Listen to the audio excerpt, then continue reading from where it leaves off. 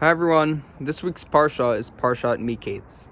And for this week's video, I've had a very difficult week, a long week, and I was really looking for a point of inspiration, and I think I found the point of inspiration.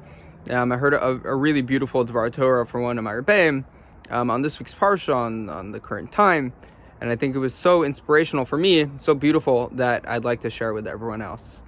So in this week's Parsha, Pharaoh of Egypt, the leader of Egypt, he has these Khartoumim, these magicians, and he has this dream, and he asks his Khartoumim, these guys, to interpret his dream for him.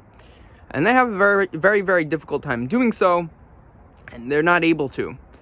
And he's not satisfied with what they're able to tell him. So he pulls up this guy, Yosef, the storyteller from this dream interpreter from jail. And Yosef then interprets Paro's dream to mean that there's going to be 7 years of plenty, followed by 7 years of famine for the Egyptians. And all of a sudden, Yosef then becomes the number 2 guy in all of Egypt. So it begs the question, why were these Khartoumim, why were these dream interpreters that Paro had, these magicians, not able to really interpret Paro's dream? And we could see that they were really scared to tell Paro what they saw, right? Because they saw down the road there's going to be 7 years of famine. We can't tell Paro this news. We don't know what to do. We can't survive 7 years of famine.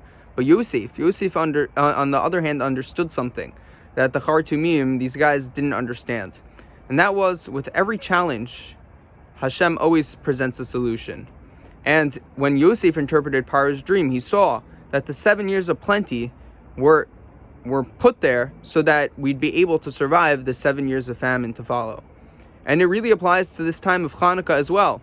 As we see, the Hashmonaim, the Jews, were really subjugated to a lot of Greek military control and Greek philosophy being pushed on them, yet they stood up for their values and were able to push back and reconsecrate the Beit HaMikdash and light the Hanukkah menorah and really have it come out as a success, although at the beginning it really seemed like failure. So I think the inspiration we could really we could really learn from and push toward from this is that in these times of challenge, we all have to understand and take inspiration from Yosef, that with every challenge, with every problem, Hashem always provides the solution. Although the solution may not always be so apparent, it is always there, and it is on us to go search for it. And my bracha to everyone this week, in the midst of these very challenging times throughout the world, is that we should all really be able to seek the solutions to these problems that we're surrounded with, because Hashem put them there for us, and it's on us to find them. With that, I wish you all a Chag Chanukah Sameach and Shabbat Shalom.